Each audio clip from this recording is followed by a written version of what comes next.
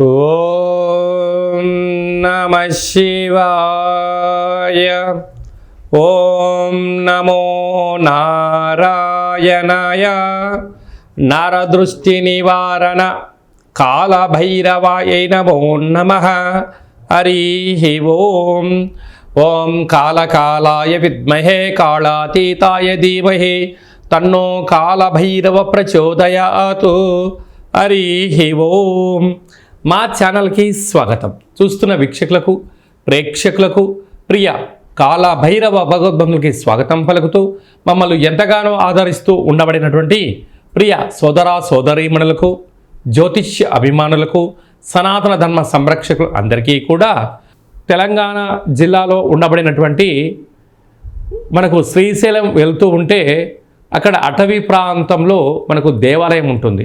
అంటే చైత్ర పూర్ణిమకు మాత్రమే దర్శనం ఇచ్చేటువంటి ఏకైక క్షేత్రం మనకు ఒకటి. ఆ క్షేత్రాన్ని మనం దర్శించడం అంటే ఆ క్షేత్రం పేరే సలేశ్వరం అంటారు. ఆ సలేశ్వర క్షేత్రం అనేటువంటిది మనకు తెలంగాణలో మినీ అమర్నాథ్ యాత్ర అని దానికి మరొక పేరు కూడా. కనుక అక్కడ ప్రకృతి పర్యావరణంలో ఎలా ఉంటుందా అంటే మెయిన్ రోడ్లో నుంచి 14 కిలోమీటర్లు లోపలికి వెళ్ళి మన వాహనాలు అక్కడ ఆగిపోతే 9 కిలోమీటర్లు పర్వత శ్రేణులలో, కొండలలో, గుట్టలలో మన ప్రయాణం సాగుతుంది. కానీ ఎలా ఉంటుందంటే చాలా ఆహ్లాదకరంగా ఉంటుంది.